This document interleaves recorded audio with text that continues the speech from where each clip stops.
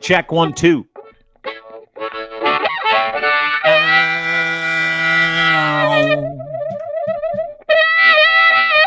Oh, hi, friends. Nice to see you. Welcome back.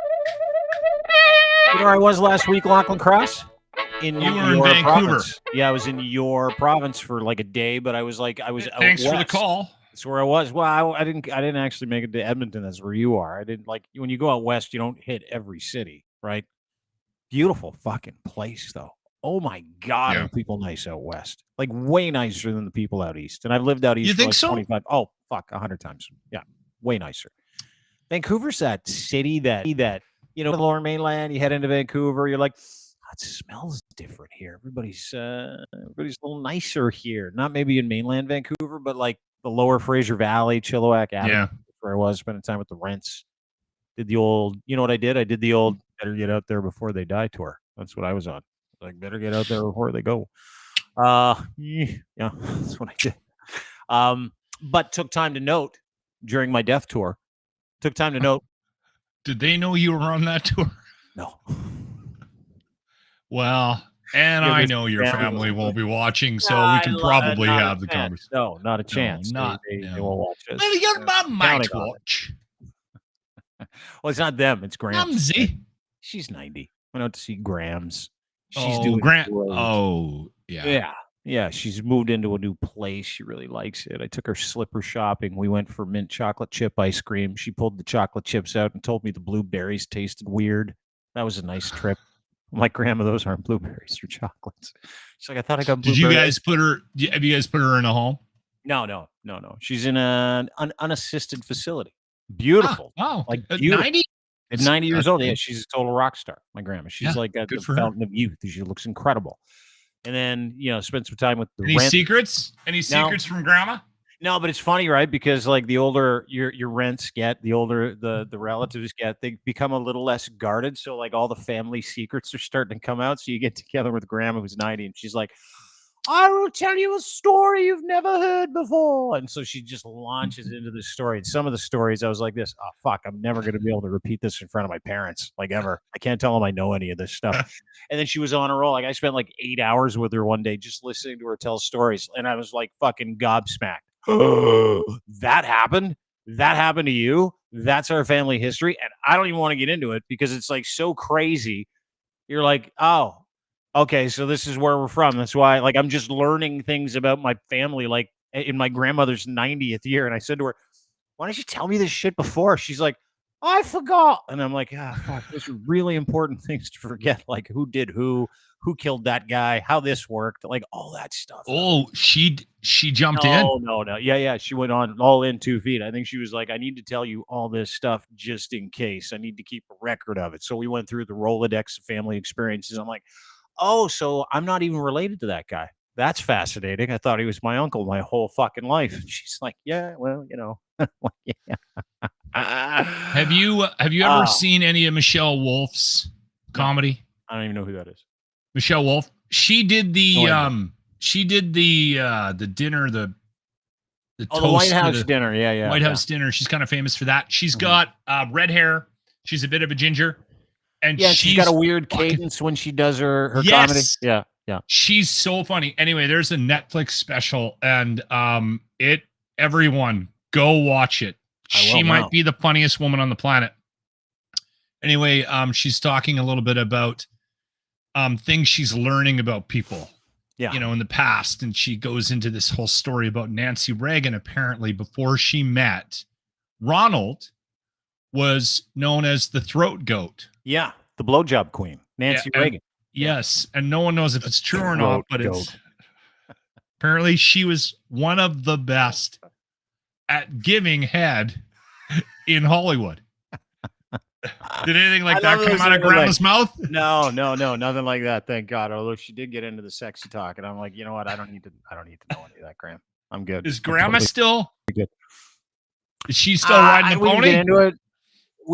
We didn't get into it out of respect for my grandmother. She did mention a couple things about her new boyfriend who recently passed away, and I'm like, let's hold the boat there, Grandma. I don't really need to get on that boat with you and go for a sail into the Mediterranean of disgustingness. I'm good. I don't need that. Oh, I totally would have opened those doors. Yeah, you would have pumped her for information. I know you would have. Yeah, I know you would have.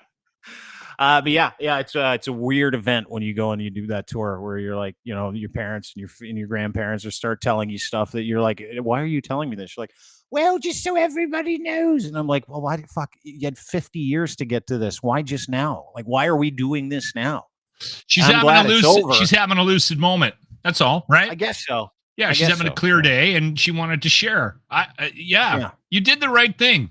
You entertained her. You engaged her. Yeah, good for you. Just by listening. That's what I did. Yeah. BC, beautiful. Alberta, spent some time in BC. Alberta, beautiful. Yeah. Totally forgot how beautiful Alberta is.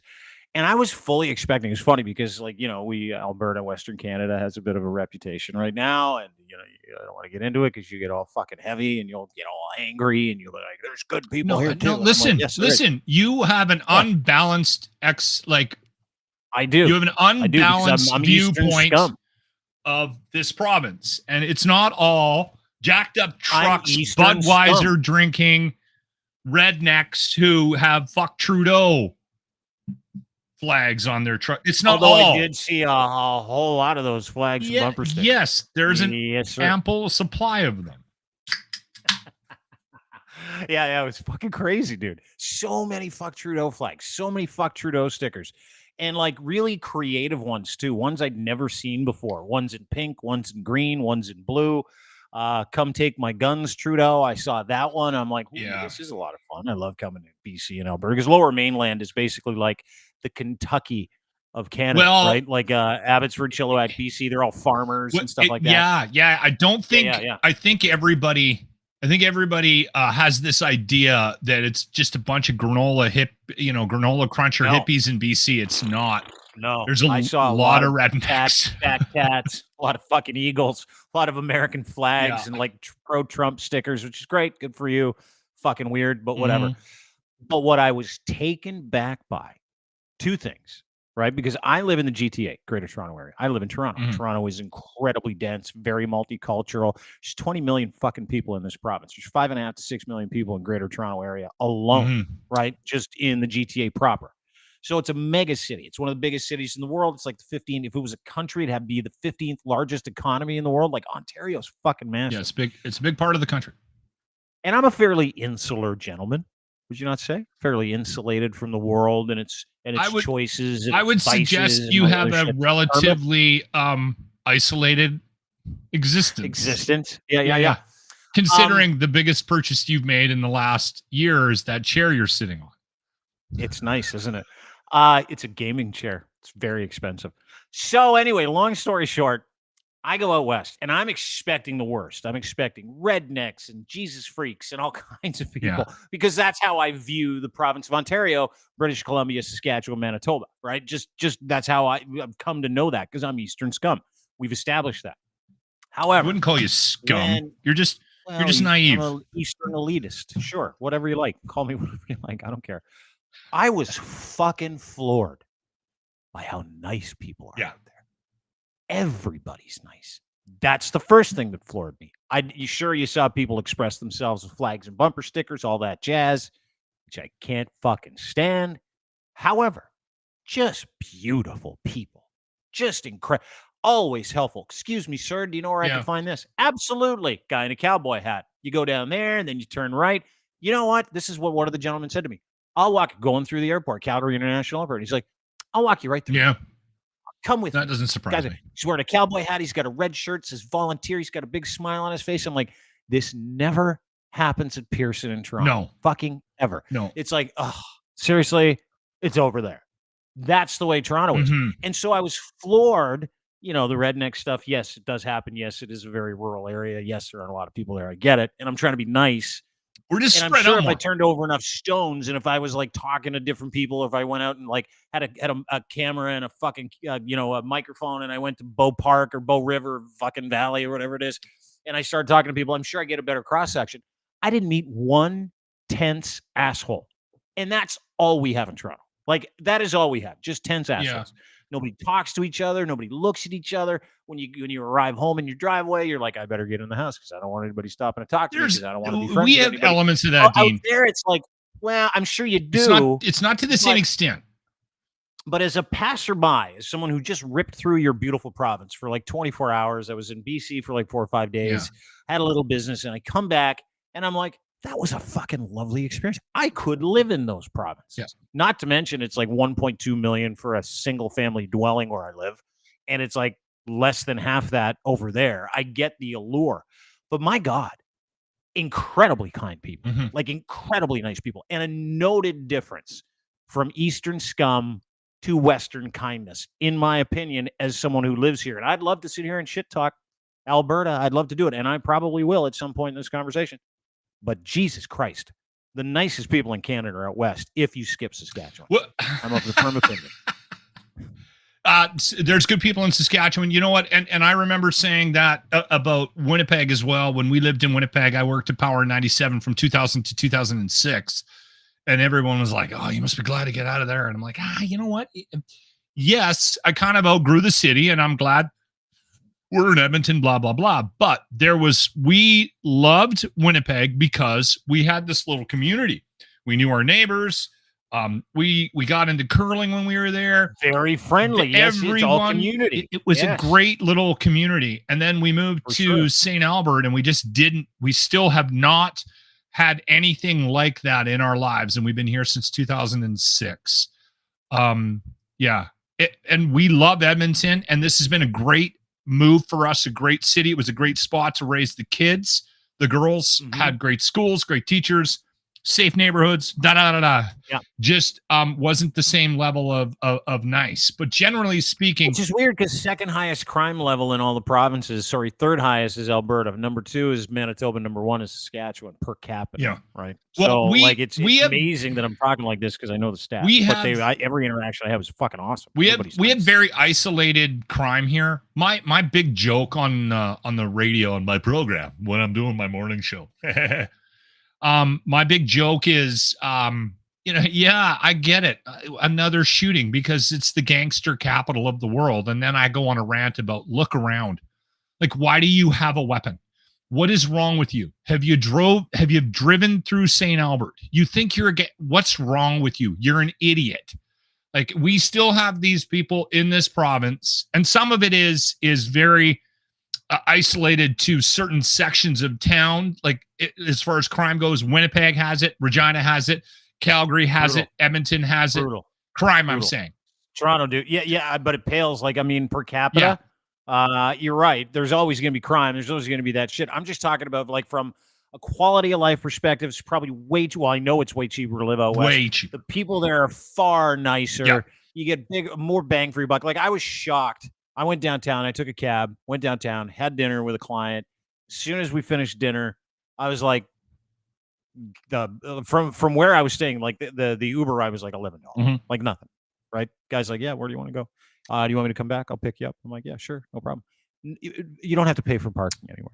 Yeah, you can get around like the whole city. It's tiny. Like this is like if you're in Calgary, it is a mind fuck. You're in Calgary. Calgary, the downtown is pretty convenient. Out.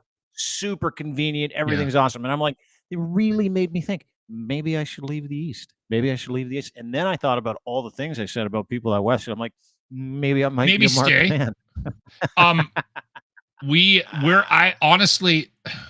It's going to be a tough couple of years for us, my wife and I, because we've settled in Edmonton. We both like it here. Our careers are both here. And we've got, 5-10 years, both of us in our careers, sure. I think maybe a little bit longer. You can never really guess in radio, but our daughter loves Toronto. She loves it. And I can't see my wife wanting to live too far away from my daughters if they start having kids. Oh, you're fucked. They're in both of Canada's biggest mega cities. One's in Vancouver, one's in Toronto, and two of the most expensive cities in the world with no rent control. Yeah. Dude, you need to come here, buy a couple houses, rent them out. You'll make a mint, and then you just can't go anywhere because you literally can't. Like, it took me 15 minutes to get from the airport or where I was staying downtown. Yeah. Calgary. Vancouver, same thing. It took me 20 minutes to get from the airport to the Vancouver does have its traffic issues, Vancouver. though. Like, it totally does. Toronto is one of the worst. Nothing. Oh my God. It's one of the worst in North America. I think it's the fifth worst city for traffic in North America. Second. Is it second? Second only to Los Angeles in the 405. Yeah. And it has the number one biggest by volume highway in the world, which is the 401. Yeah. Right across the top of the city, right? So it's just fucking insane. Like 20 minutes. And I'm not kidding you. I saw 20 minutes to get downtown from where I live, no traffic. It's taken me 2.5 to 3 hours. Yeah. I saw a great video several times of people on the 405 fist fighting in rush hour traffic the other day. Oh, yeah. I love it too. Dude, I saw a guy pull over on the side of the 404 the other day and take a dump at the side of the road. I was like, dude, I've done that. It's crazy. You can't sit there with a growler in you. Let's get to some business too, because I want to talk about this Mike Babcock story. Mm-hmm. Former head coach of the Toronto Maple Leafs, run out of town for sucking.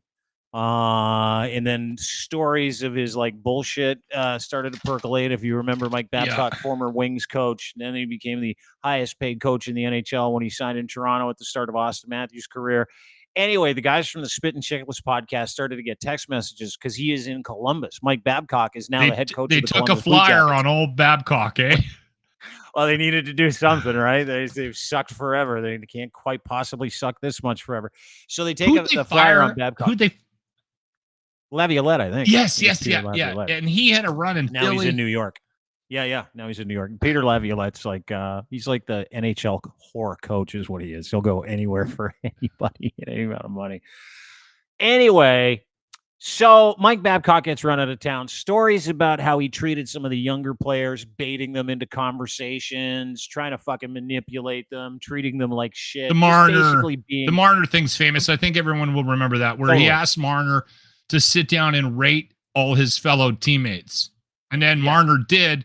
And then he had a meeting and showed everybody what Marner said about everybody, which is just a total cock move.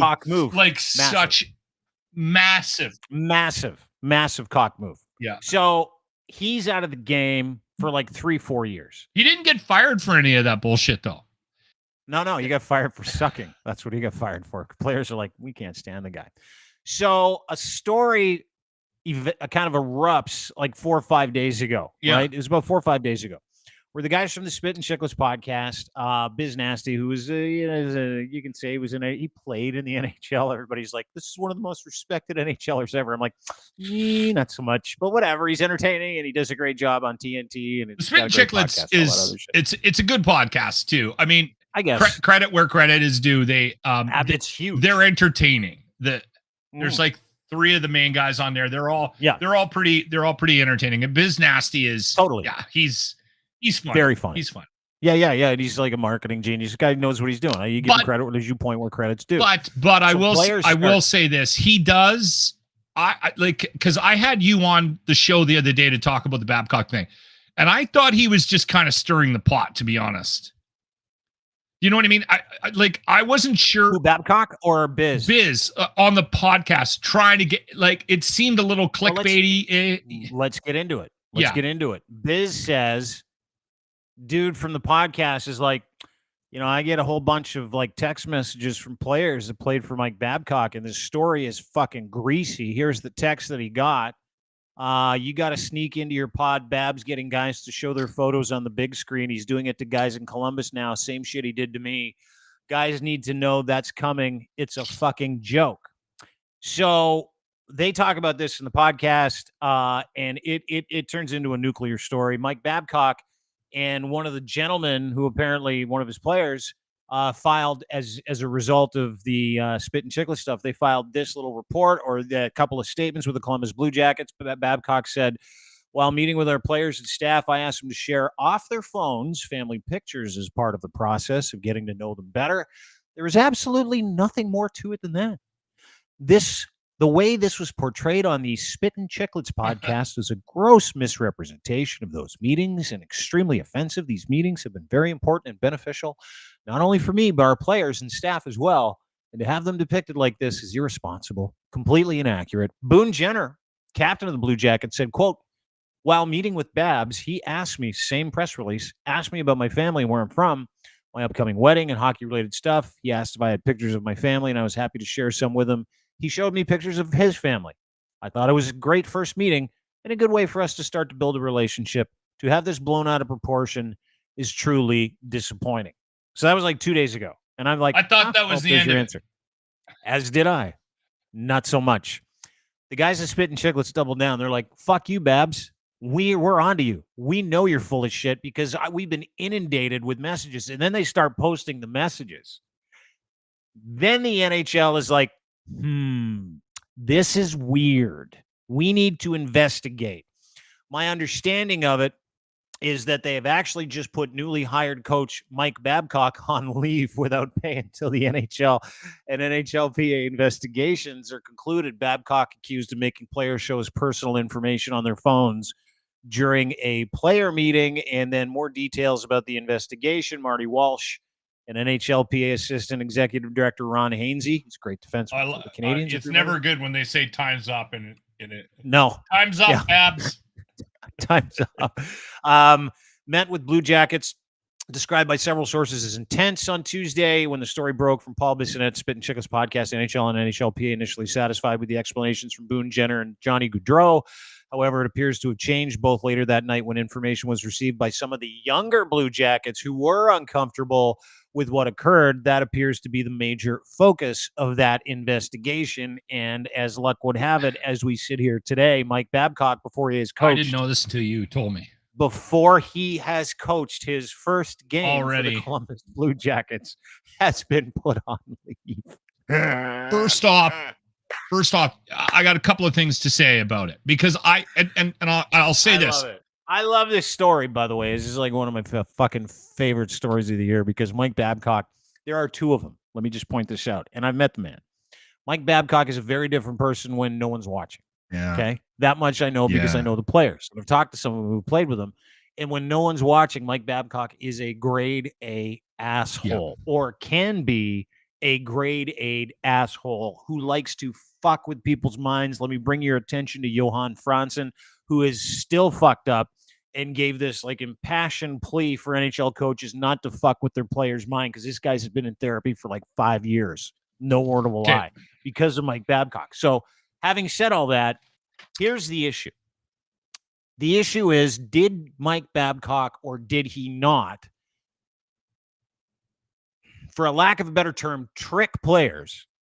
Because that's what the assertion is. Yeah. Trick players into showing them what was on his phone so he could get intel about shit that they may or may not have done in the offseason that he doesn't like. That is allegedly the impetus for the investigation, is they feel but like that is what has this happened. is also all speculation.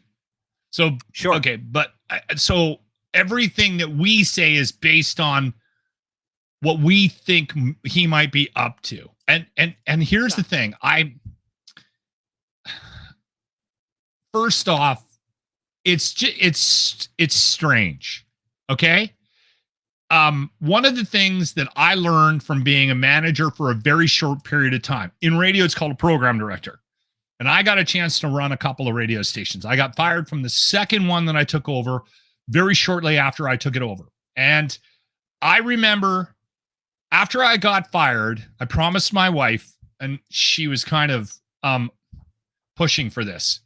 I promised my wife I would never become a manager again because it's the worst job in the world. Managing people is just the worst job in the world. It sucks all the ass. It is. Yes, it does. You're not just dealing with people's work ethic, right? And it's getting harder. You're dealing with their emotional stability. You're dealing with their mental off. stability, and you got 80 of them, and I get it. I totally get it. Totally there's get it. No way I could manage.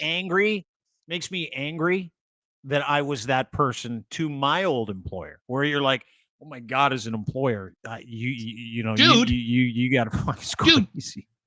Managing me. What? Imagine managing me. I can't do it. No, I can't imagine managing myself. I'm an asshole. I'm a horrible. Okay, so back to that. So I want to isolate that. And it's even worse now. So in a normal work situation, okay, as a manager, it doesn't even matter. Dealing with people is the worst fucking thing in the world. And it's getting worse every year because of the types We're crazier. Yes. Yes. And because of the expectations that employees have of their work-life balance and all that bullshit, right? Like it's going to get way more difficult. Yeah. Like we're now at a point in history where it's unreasonable to expect someone to show up to work. Yes. And you can't discipline them. Man, it's a fucking nightmare. Unbelievable.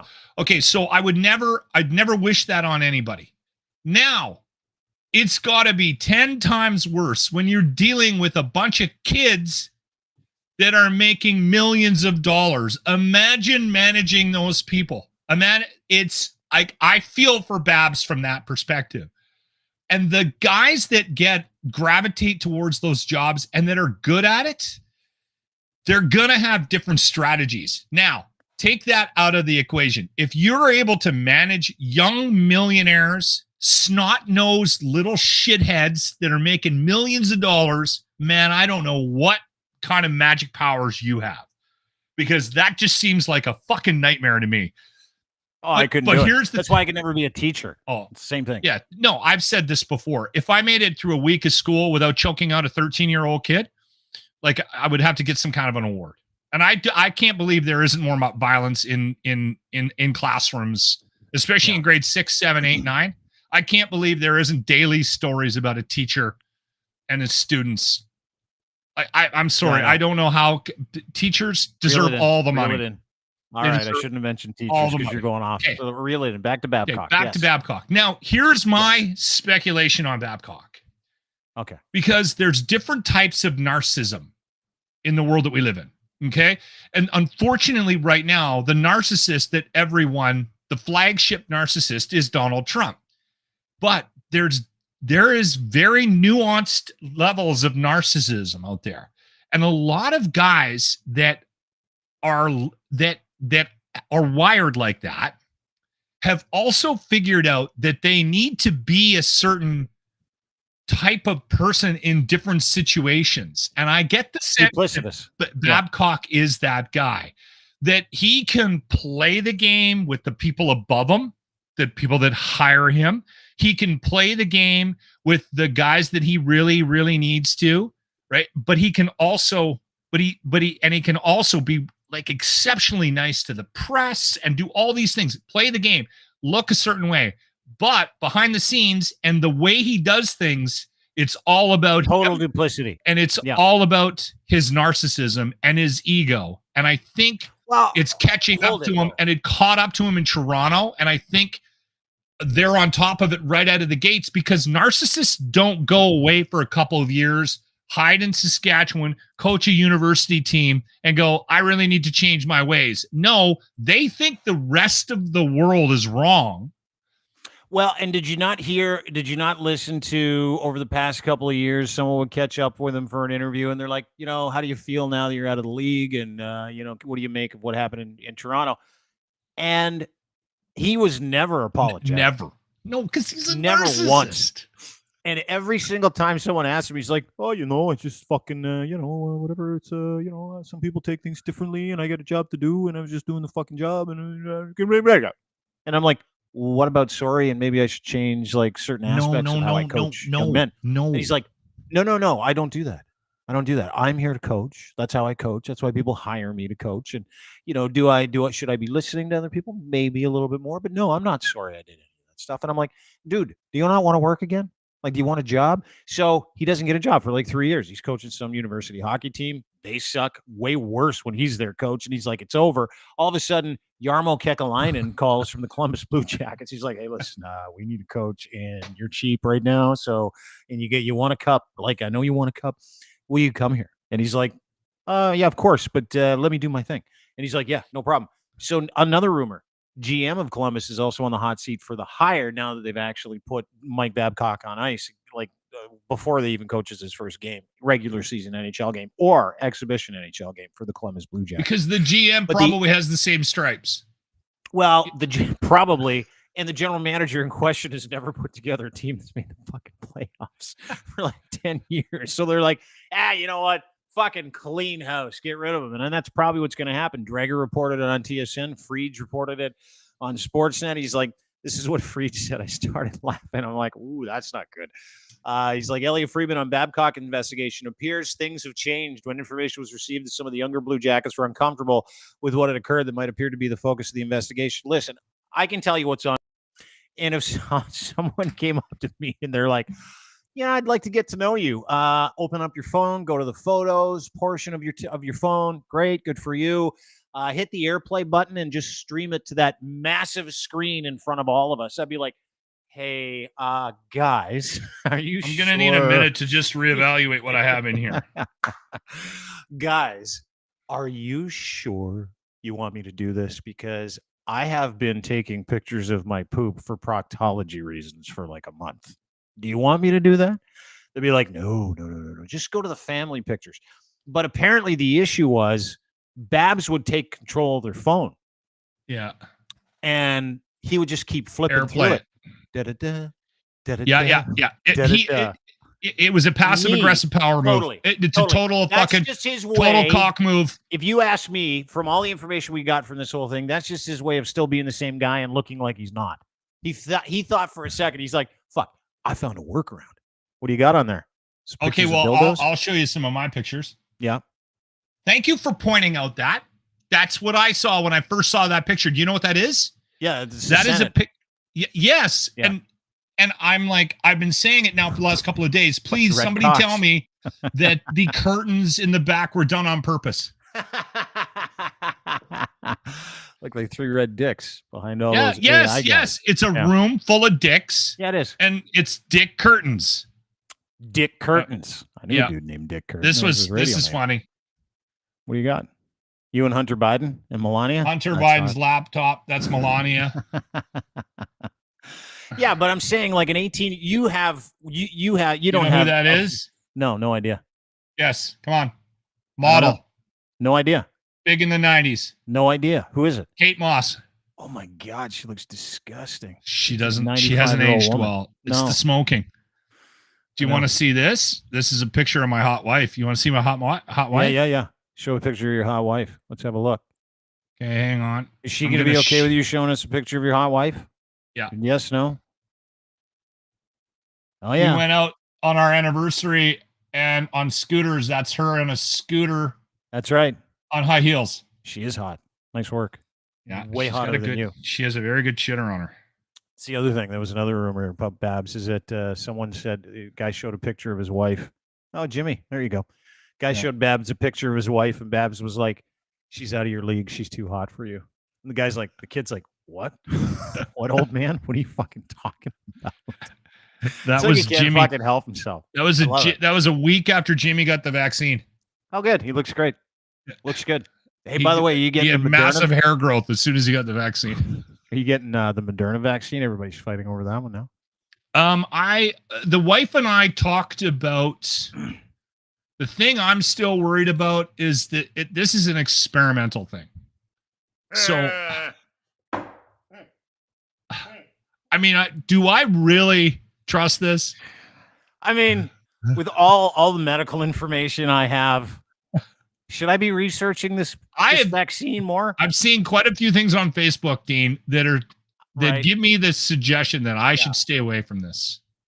I just don't trust it. You know, it's amazing though, because like I have zero interest in talking about vaccines, like none. And just as a laugh, there you go. You just went flying through the pictures. No, I was going to show you this one. Don't stop showing me pictures on the screen. Nobody's going. Oh yeah, that's hot. That Grant, he looks good. Grant, when he passed out at Samples, we put beer in his head. Is he still off the sauce, by the way?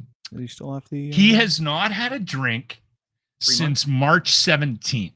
Impressive. How's he feeling? Probably feels like $1 million. He actually said he feels no different, and he's angry about having quit drinking.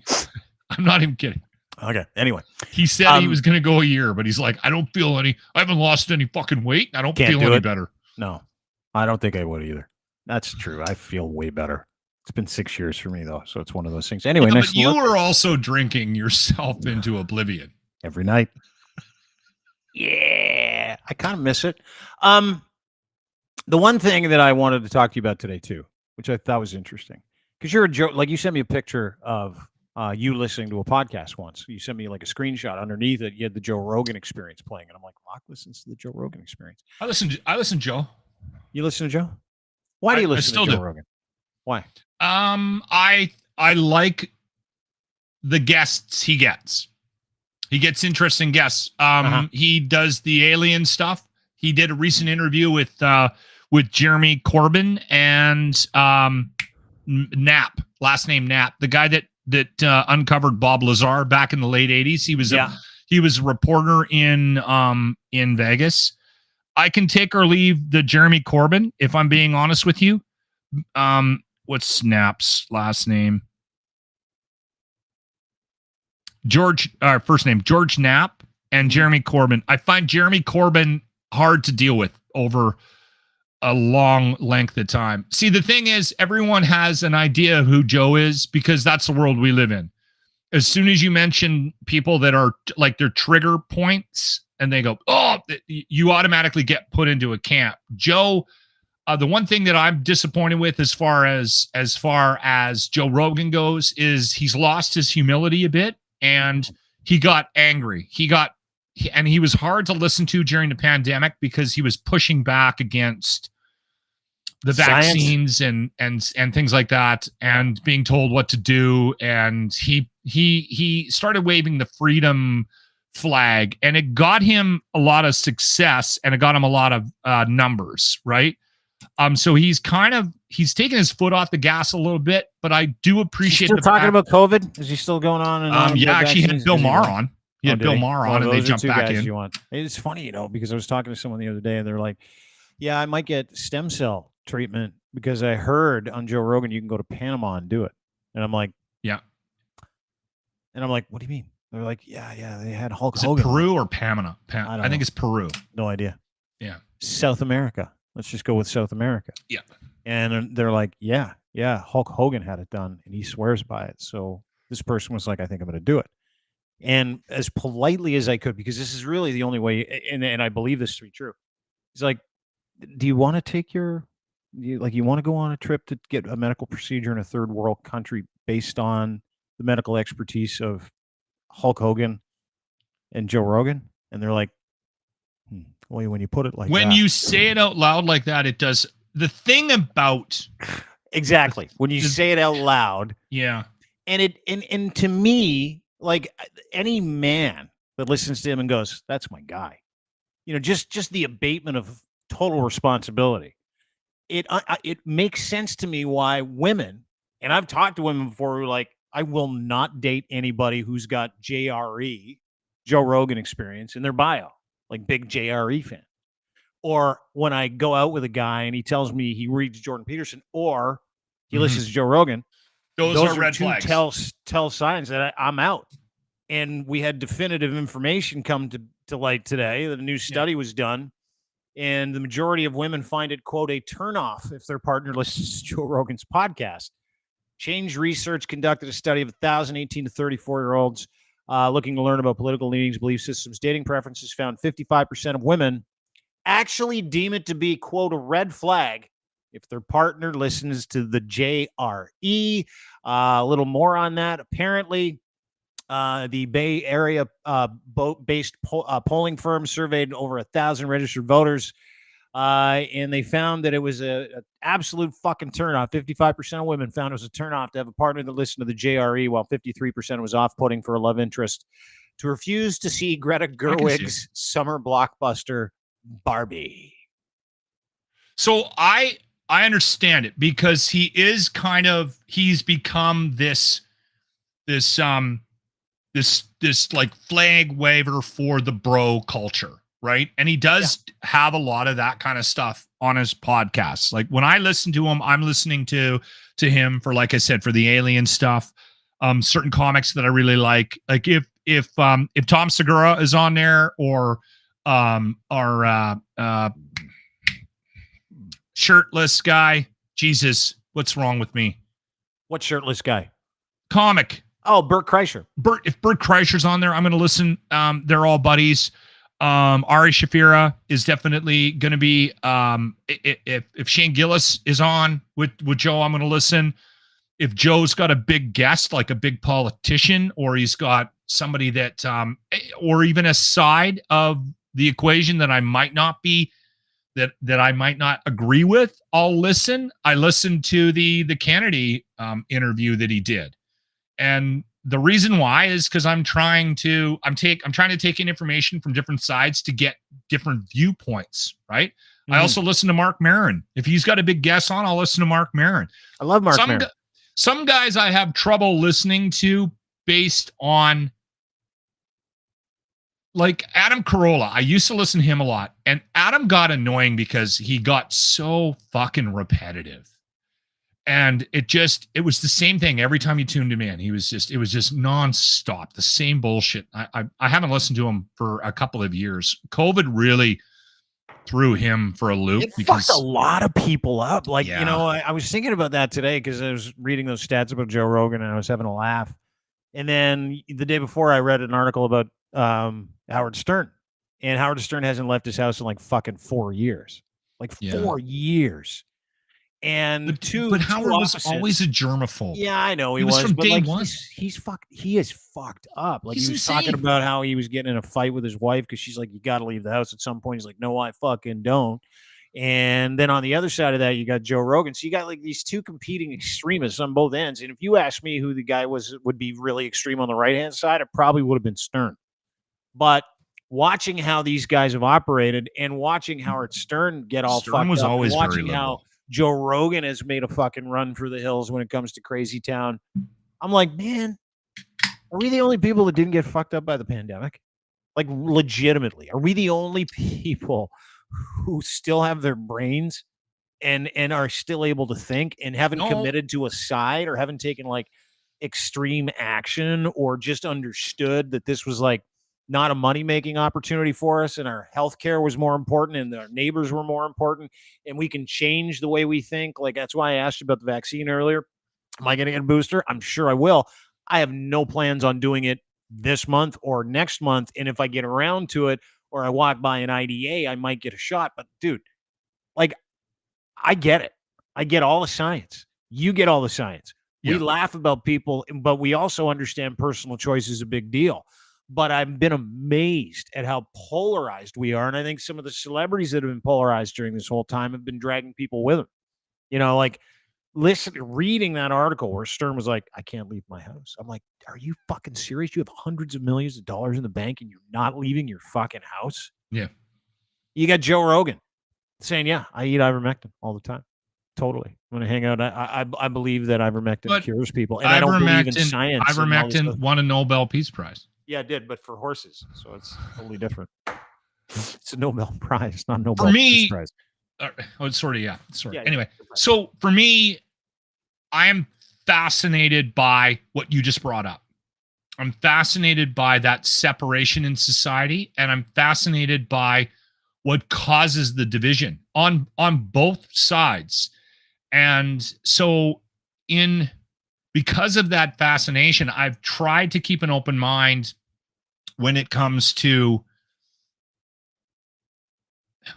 people that get labeled one way or the other. And Joe Rogan is a perfect example. And I don't like getting into I didn't like getting into the Joe Rogan conversation with you because you were unreasonable, and a lot of people are unreasonable about Joe Rogan. Like and then when you start to defend him on certain things that he says or certain things that he's getting hauled out for, all of a sudden people throw you into the camp, and then all of a sudden you're like the poster child for all of that bullshit that he is. And I think that's part of the reason why Joe is pushed back so hard, because he got mad and he got pissed off and he lost his ability to have fun with what happened. Right? Like to actually make his stuff entertaining.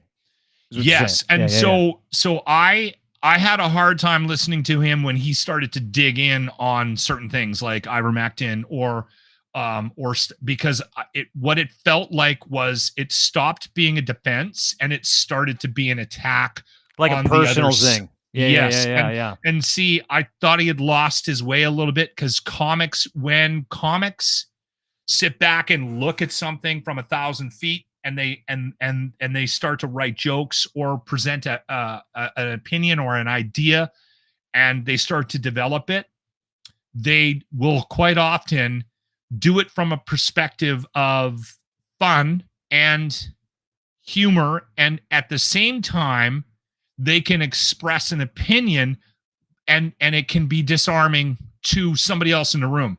Yeah. Joe stopped having the ability to do that when it came to COVID, when it came to the vaccines, when it came to the pandemic, when it came to lockdowns. Yeah. And I feel like a lot of us ended up in that. I did. You take yourself so fucking seriously all the time. Like, it's not life or death whether or not you have an opinion that other people don't like, right? Mm-hmm. And I agree that, there are some irresponsible people on both sides that are trying to tell everybody what they can and can't fucking talk about. Like, Karima put out this piece this week at Crier on the Canadian Anti-Hate Network, and this douchebag that I fucking can't stand named Jeremy McKenzie. Like, fucking can't stand the guy for a bunch of reasons I don't even want to get into it right now. He's just a piece of shit. But the piece was on the legal capacity with which Jeremy McKenzie was dealt with, right? And I sat there going, fuck, do I want this on our network?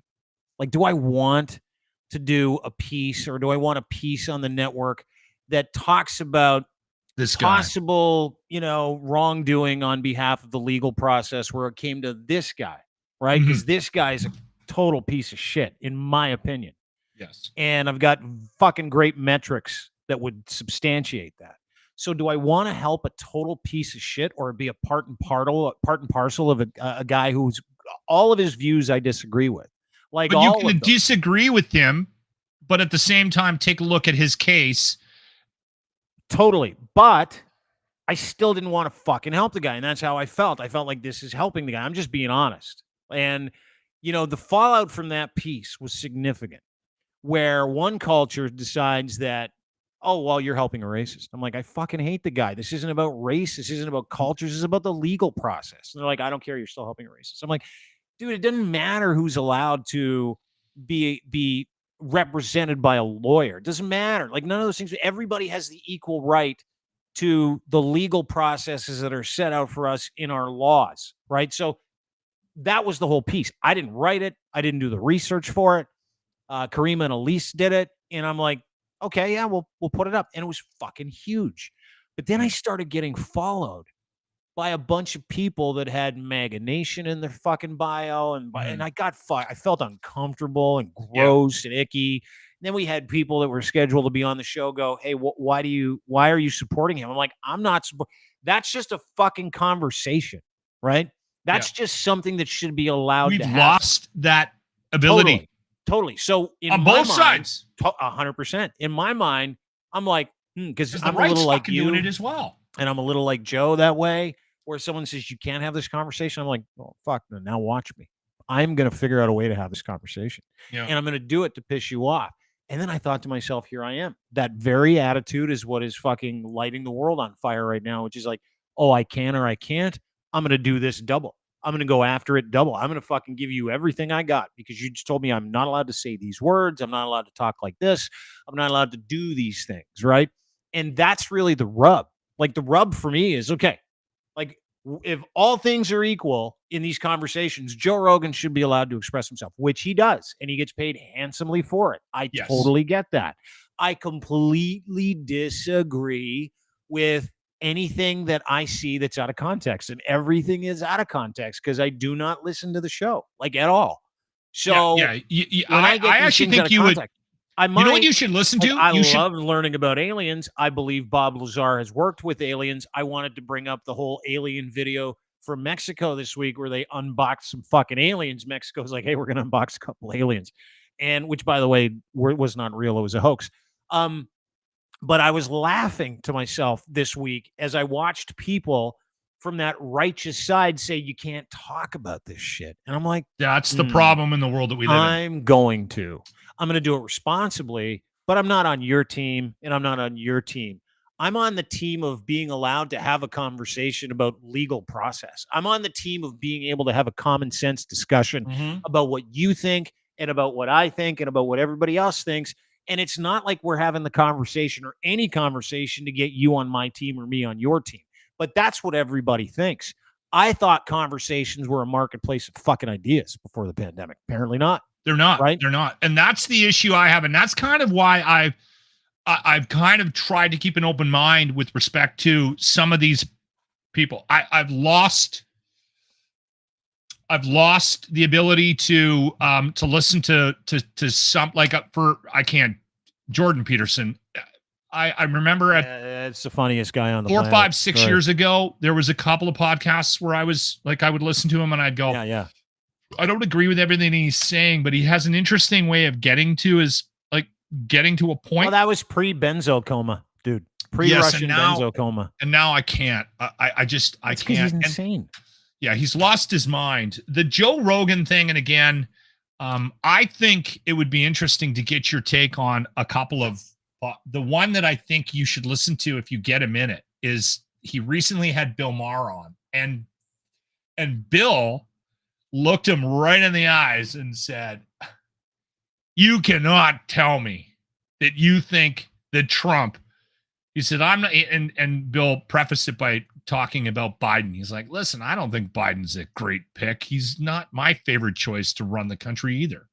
But there's no way that you can tell me that Trump is a better solution than Biden. You just can't. There's like, I can't sit in this room and you can't look me in the eye and tell me." And he shut Joe down. And there's been a couple of people that have done that to him. And I've never outwardly heard Rogan support Trump and say, "He's my guy. Fuck, I'm voting for him. He's the best guy." He's never said that. At least I've never heard him say that. But you can tell his hatred for Biden. Like it just oozes out of him. He despises Biden. So obviously he's more of a Trump guy. And the one thing that I am also disappointed with the Rogan thing is that Rogan seems to morph. Like when he was in Los Angeles, he was living the liberal life, and he kind of oozed out of him. Now he's in Texas, and now he's a gun toting. And he's like, "Yeah, let's go hunt for our food." It's a little weak. Like, I don't have a lot of respect for people. I have respect for people that hang on to their virtues and their ideas and their values, morals, regardless of who it is that they're surrounded by. Well, that's the whole clique, right? That's everybody on both sides. It's everybody's both sides, everything, but they both sides things according to the opportunity in front of them. Like, you know, there are people that are doing content right now for as you would call them, or some would call them, the far right or the right, that do not share those views, right? That just they fucking play dress up for the money. Oh, right? Tucker Carlson, I would literally pay. Dress up for the I'd money. play money if there was a show where wild dogs attacked, like $100 pay-per-view. Wild dogs tonight attack. Did you see the video that Tucker Carlson put out where he interviewed this crackhead who's like, with no teeth? He's like, "I had sex with Obama back in 1996. Did you see that? What's the first sign you're desperate, Tucker? I love it. I love the world we live in. Yeah, he is. Anyway. No, the thing about it is, this is the thing, and you're wired like I am too. When somebody tells me, and I absolutely despise being put into a camp or misrepresented based on something I said, when they don't listen. And it happened again a couple of times this week to me, because we talked about PP on the plane, the WestJet thing, right? Oh yeah. And I prefaced my comments about it saying, "Listen, I get that the majority of the people on that plane." Let's give people context. The leader of the official opposition in Canada, a gentleman named PP, otherwise known as Pierre Poilievre, absolute piece of shit. He gets on the WestJet intercom during a flight. He's like, everybody, he just gives a little political message. I'm 45 seconds. Real quick message. It's like, you know, some celebrities get a chance to do that from time to time, I guess. But everybody had a problem with that. I mean, everybody that doesn't like him have a problem with it. I thought it was actually pretty funny because I could care less, right? Because I know we're a captive audience in an airplane, but who gives a shit? I care. Sit down. Shut up. Yeah. Yeah. It's politics. You're not allowed up there. No, don't on a flight. No, if you're scheduled to speak at a church or a town hall, or you're flying across doing that's when you're like, not when I'm on a plane. People that weren't at that convention could have been sitting on that plane, and you subjected them to your bullshit. And then people were like, you wouldn't be saying that if it was Justin. And I'm like, I would be fucking madder if it was Justin. Mm. I would have been angrier. And so the fact that I was calling out PP. He also did it on 9/11, which was a little insensitive. At least that's what I think. And making jokes about being the captain. How much our government sucks. Yeah. On a flight where people are like, hey, dude, I'm just trying to get some shut-eye. I don't need your political messaging. That I understand. However, we should be willing to get past the idea that this fucking jackoff just commandeered the intercom on a WestJet flight for 45 seconds. I don't think we should get past it. You don't think I think so? He needs to. No, he shouldn't have done it. Sit down and shut up. Well, it's not like that would change anybody's minds if some jackass like politician got up there and is like, we're going to win the next election. I'm like, well, oh, good. I'm voting for you. Thank you for letting me know in the middle of my fucking pretzels. I think that did more damage to him because I've talked to some conservative people that were like, yeah, that was a mistake. Really? And that's, yes. Might have been. I think people thought it was a mistake. He just used it as an opportunity to shit on the union because the union rep was like, yeah, we didn't like that. And we operate these planes and that, we're not political. Unions are inherently political, by the way, may I add. They absolutely are. Conservatives hate unions. So he just used it to go after the union. After the union was like, WestJet was like, we didn't like that. That wasn't sanctioned through us. Don't know how that even fucking happened. But he grabbed the microphone. The company didn't defend the union, though. Like, that they sold the union down the bus. Well, of course they will, because the fucking WestJet hates the union. They have to overpay everybody for fucking putting bags on planes. Of course they hate the union. Like, that's a simple one. But I play harmonica. I just thought it was stupid. I play harmonica. I would never get up. I would never get up. I get it. There's worse things happening in the world. There's worse things to be angry about. And that is fair. And I'm glad you're saying that. But I play harmonica. I would never get up and subject everybody to me playing for 3.5 minutes, playing a harmonica solo over the intercom. And to me, that's what it's attributed. Like, I make the same comparison. Although I have done that drunk at bars. I know you have. Anyway, wow. Everybody's all discombobulated. Just everybody relax. Relax. It's just an airplane. It's just a politician. It's just Joe Rogan. It's just Mike Babcock. Western Canada is better than Eastern Canada. We've established all that today. I still feel like what? There's a certain amount. And again, I don't want to get too hippy-dippy here on you, but I truly believe this. I think if you throw a certain amount of positive energy out there, you get it back. If you throw a certain amount of negative energy, you get that back. And I get sometimes there's an imbalance in the force, and you sit and you look at a guy like Babcock, and he's made a bunch of money, and you know what I mean? Mm-hmm. I just think in the end, it all comes out in the wash. And I think sometimes it evens out, right? Yeah.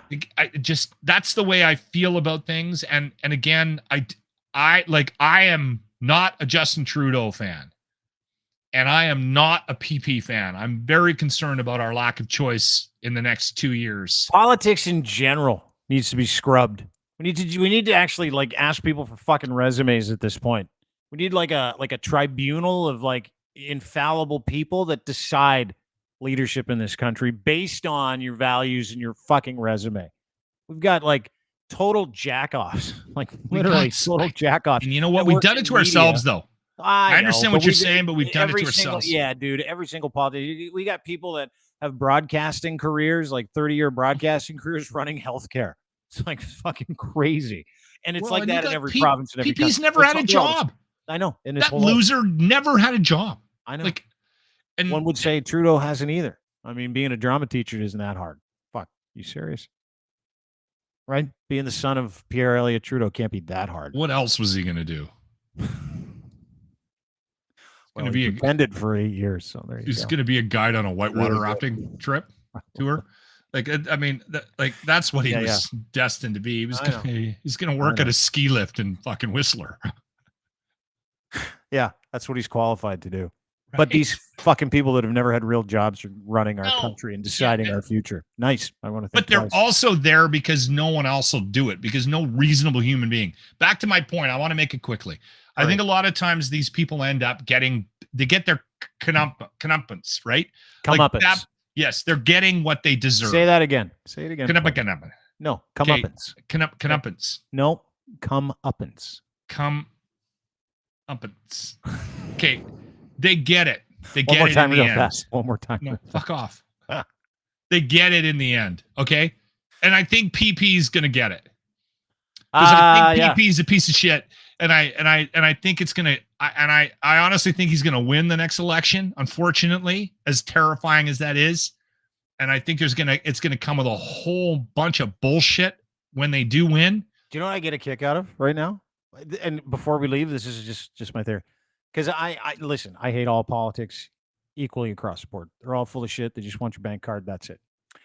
What I get a kick out of now, and this is just me.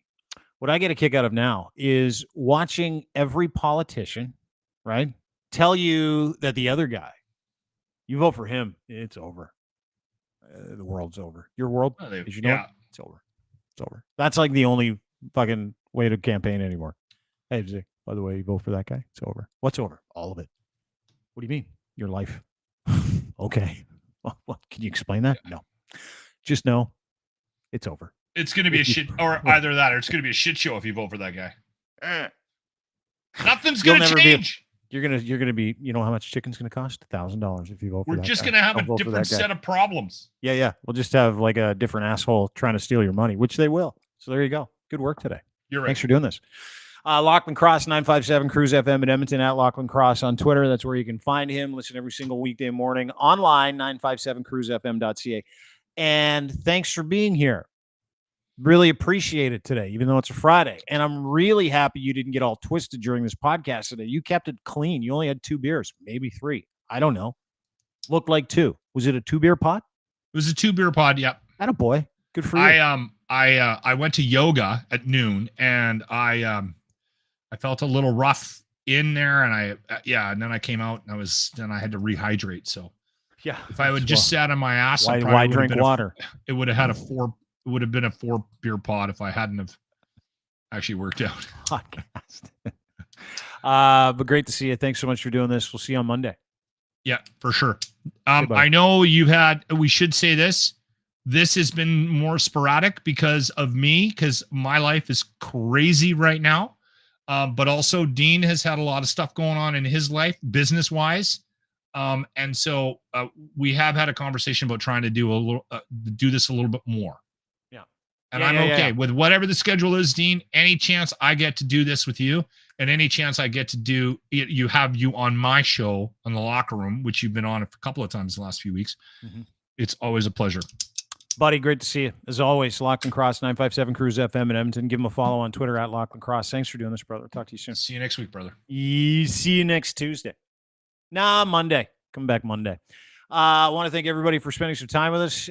Yes, Saucy Sea Witch, we did need a summer break, and I needed it. I was burnt out.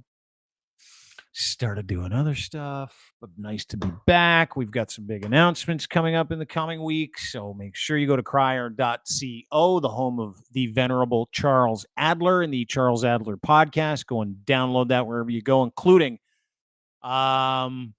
his latest podcast, 3 Minutes You Need, where he'll encapsulate literally everything you need to know in like a 3-minute podcast. So go and download it, Charles Adler podcast. Have a wonderful day, wonderful weekend, everybody.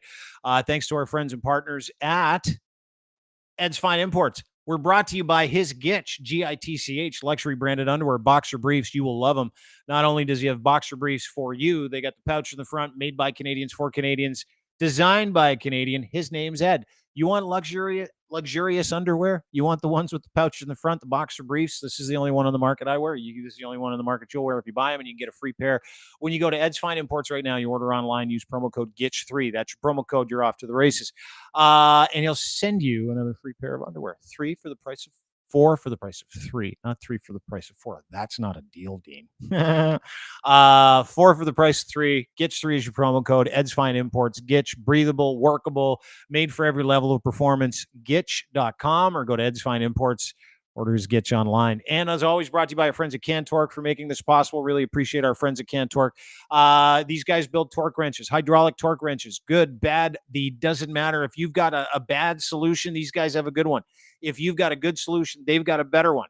That's what they do. They manufacture torque wrenches for industries around the world, including steel, metal, nuclear, railroad, forestry. You know, the big nuts, the big bolts, like the big things. And you're like, how am I going to get? Yeah, that's what they do. So if you're in any of these heavy industries and you're looking for a torque tool application or a torque wrench application, my man Colin at Cantork has it for you. Canadian made, Canadian owned, Canadian operated, Canadian designed, all out of beautiful Edmonton, Alberta. Go to cantork.com for more information today. That is it for us. Have a wonderful day, everybody. Don't forget everything to do at crier.co. Make sure you rate and sub to the podcast as well, anywhere you get your fine podcasts, including on YouTube, Crier Media on YouTube, Dean Blundell Show on YouTube. Have a wonderful day. See you Monday. Great weekend. Bye now.